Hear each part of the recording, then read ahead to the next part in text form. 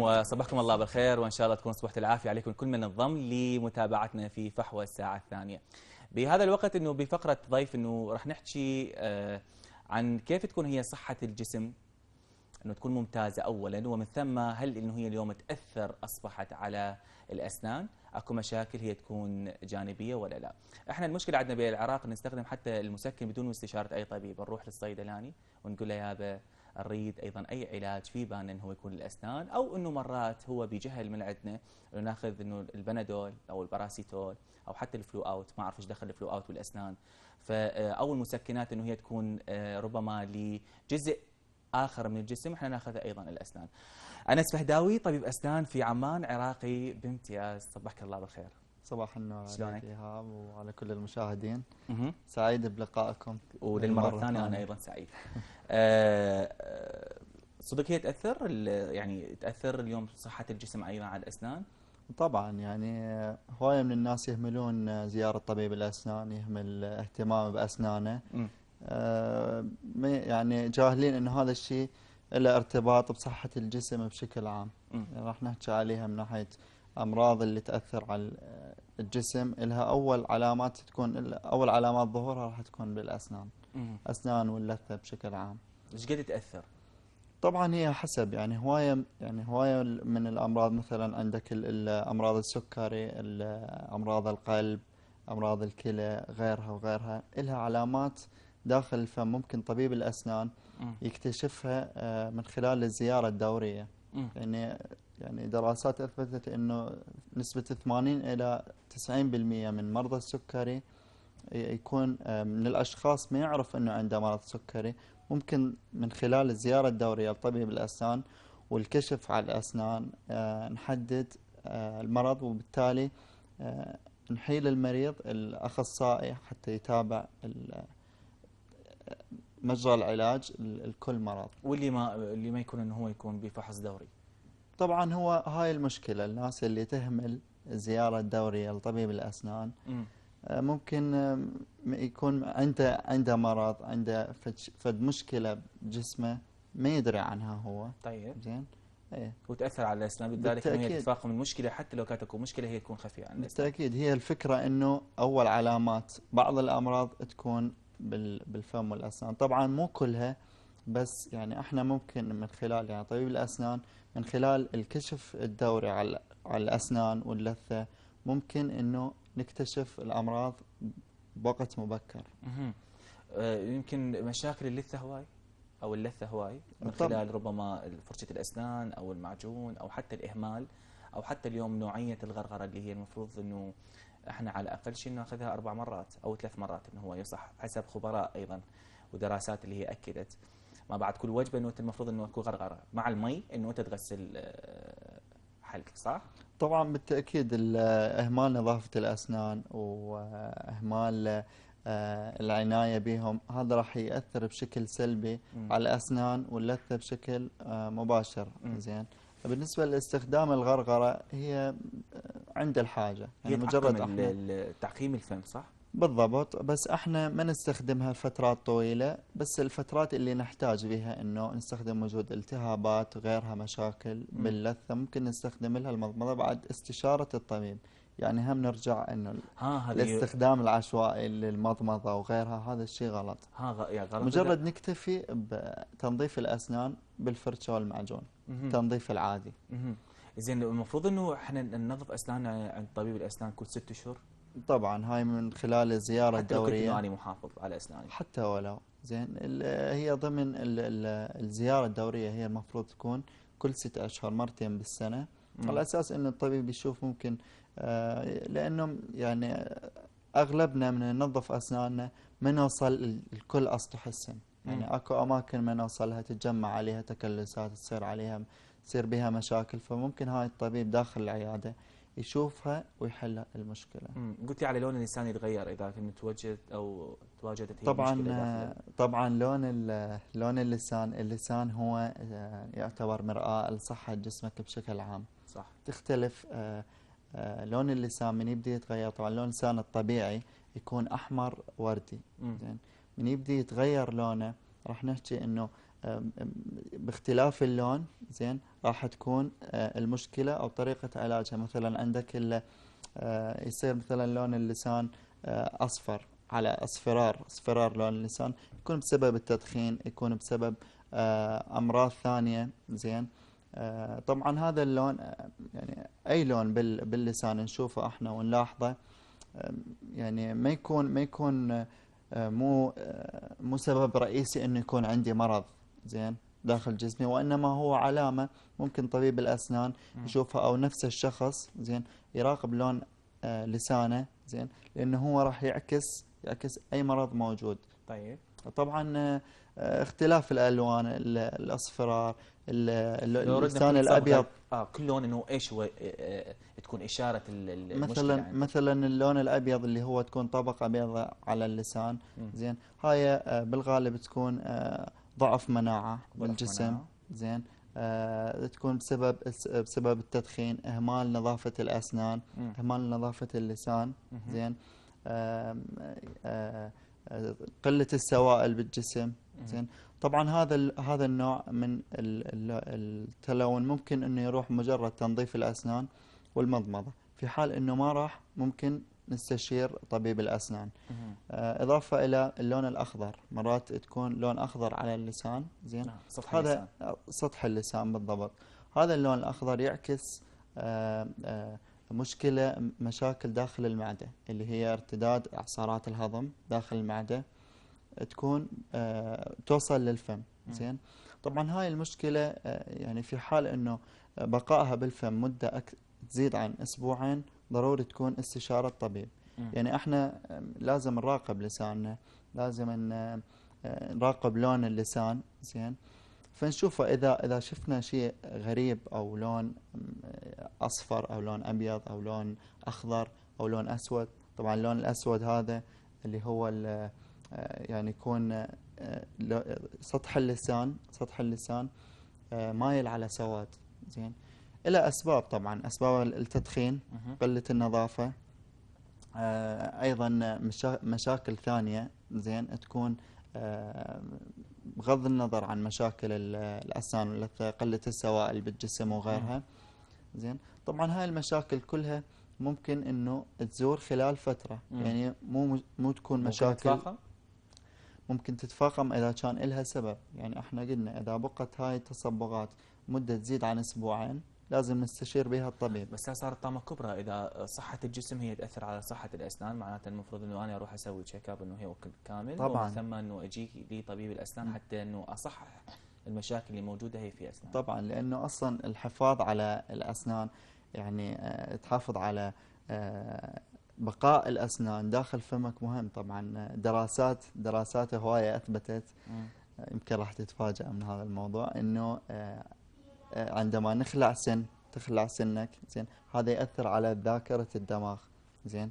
طبعا لأنه لما تخلع السن فأنت تضعف الإشارات الحسية اللي واصلة للدماغ. نعم. طبعا هاي كلها آخر دراسة سويدية أثبتت هذا الشيء، إنه ضرورة بقاء الأسنان الطبيعية، حتى إنه أنت لما تخلع السن وتركب بداله سن صناعي فأنت ما سويت شيء. ماكو يعني جودة تكون، وأيضا مثل هو السن الطبيعي اللي المفروض إنه هو خلص يعني هو من الله سبحانه وتعالى منطي إنه أسنان هي تكون قوية تتحمل، بس مرات إنه هو الإهمال يخلينا نقلع الأسنان. الإهمال، قلة النظافة، قلة الاهتمام، احنا عندنا زيارة حتى اسلوب خاطئ بالنظام الغذائي، يعني شاي نشرب باليوم 6000 مرة، المشروبات الغازية عندك هذه المواد الحافظة هي تدخل أيضا الشيبسات والكرزات وما أعرف إيش، فكل هذه هي تأثر. يعني حتى إنه بأخصائيين إنه هم أطباء أجانب إنه هو ما عتم إنه هذا الموضوع اللي مثل عندنا احنا في المجتمع العربي مثلا نقول.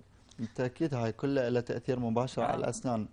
يعني مع ذلك قلة النظافة زين. احنا دائما نوعي الناس، نقول لهم تفريج الأسنان، استخدام خيط الأسنان، زيارة طبيب الأسنان.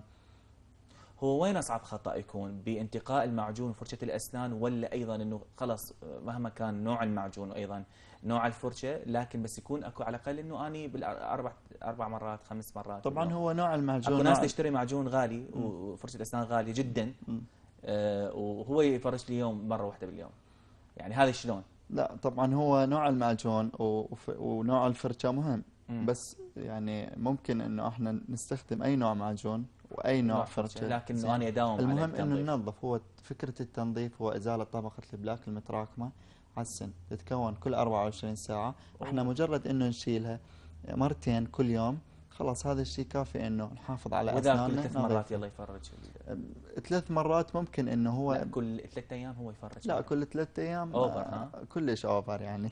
لأنه أنت هاي طبقة البلاك بعد ال 24 ساعة تبدي تصير لها تكلس، زين، زين. صدق بسؤال صريح ووجيه، يبين عند طبيب الاسنان وانا ايش قد اليوم افرج اليوم؟ طبعا تبين عندك صح؟ طبعا تبين يعني. لما يجيني المريض أنا أشوف أسنانه، أعرف درجة اهتمامه بأسنانه من خلال اللثة. طبعا أول أعراضها اللي هي نزيف اللثة، تغير لون اللثة، شكل اللثة طبعا تكون مراحل متقدمة. يبين عندي أنا، زين. يبين عندك. أشوف المريض إنه مهتم بأسنانه أو حامل نظافة أسنانه، كل شيء يبين. كل شيء مم. يبين. يعني يعني مهما يقول لي المريض أنا أنظف 3 مرات و10 مرات وكل وتصارحه تقول له انت يوم. كذاب مثلا او انت كذا؟ لا مو بشكل مباشر طبعا، وإنما نقول له بس يحتاج إنه أقول له يعني بعض الحالات إيه طبعا أقول له مبين إنه أنت ما تنظف، امم. زين. امم. فيبدي عادي يقول لي دكتور أنا مشغول. أنا هواية طبعا يتحججون امم. إنه موضوع إنه أنا مشغول. أنا طبعا هو كلها هي تفريج اعذار الأسنان اعذار. يعني ما تاخذ منك 10 دقائق صح. باليوم كله، زين. فهي نظافة يعني. يعني الفكرة إنه يعني نحكيها بشكل عام، إنه أنت من تنظف أسنان، من تهتم بأسنانك والفم، هو مجرى لكل شيء يدخل لجسمك، صح. زين. صح. فما بالك هي إذا كان نظافة هذا الجسم بشكل المجرى عام يعني. كله بكتيريا وكله مشاكل، فهاي البكتيريا والمشاكل كلها راح تدخل. يعني هاي يعني عندك يعني ارتباط صحة الفم أيضا بموضوع مشاكل الجهاز الهضمي، زين. تخيل أنت ما عندك يعني فاقد أحد أسنانك أو ما عندك أسنان امم. بالأساس، زين.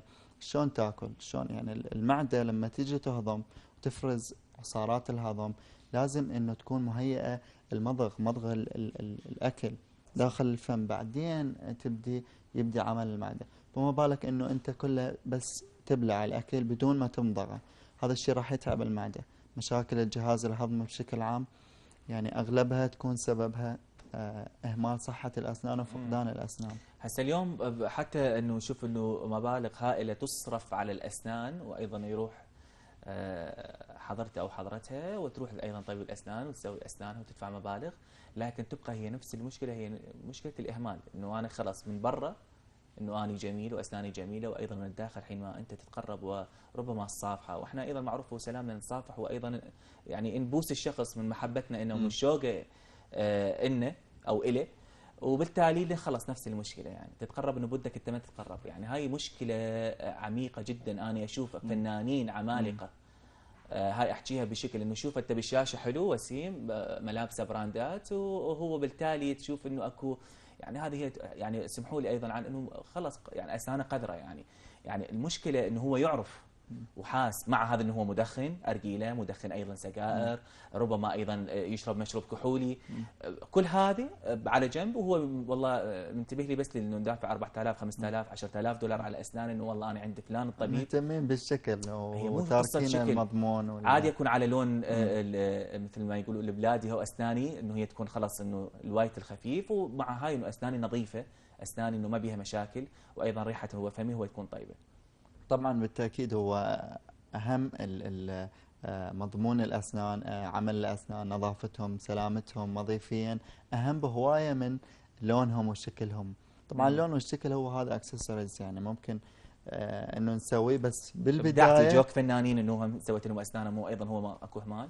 بصراحة شلونك هي انت يعني ثقافة يعني نظافة الأسنان عند المجتمع بشكل عام، سواء كان فنان أو لا جاوبني ما يعني ما تفرج. الفنان هو بالأخير هو إنسان، لا هو زين. واجهه، لا هو أي واجهه يعني اليوم. اكو قدوه اليوم، يعني هسه انت موجود وطبيب معروف وكذا، مم. انت ايضا قدوه لكل الناس اللي تتابع انس، او انه اكو ناس تتابع. اكو واحد يطلع بالتلفزيون يعني صعب انه هذا، خلوه في بالكم انه اكو شخص اليوم، انه اكو ناس انه هي تشوفه قدوه، وتشوف انه خلاص يعني مثل ما قلنا انه هي مشكله الاهمال ومشكله انه ما اعرف ايش. بالتأكيد هواية يعني جوك هواية صح؟ طبعا يعني جوني يعني هو مو ما نقول انه هامل نظافة او صحة اسنانه، وانما هو ما عنده الوعي الكافي انه يهتم بنظافة اسنانه، صارت يمكن مثل هواية من الناس يعني يعني. اعتقد حتى الوعي اليوم هو اصبح ادر، يعني احنا اليوم كل شيء ده يوصل لنا بسهوله بوجود الانترنت والتكنولوجيا الحديثه، حتى التطبيقات والنصائح والدراسات هي موجوده اوريدي من خلال مواقع التواصل الاجتماعي، يعني انت مو الا انه انت ضايف موقع الفلاني دراسات هي تكون طبيه عن موضوع معين، لا هي تجيك مرات خلاص انه انت تشوفها بصفحتك، اقرا ادخل اشوف بالضبط. اتابع.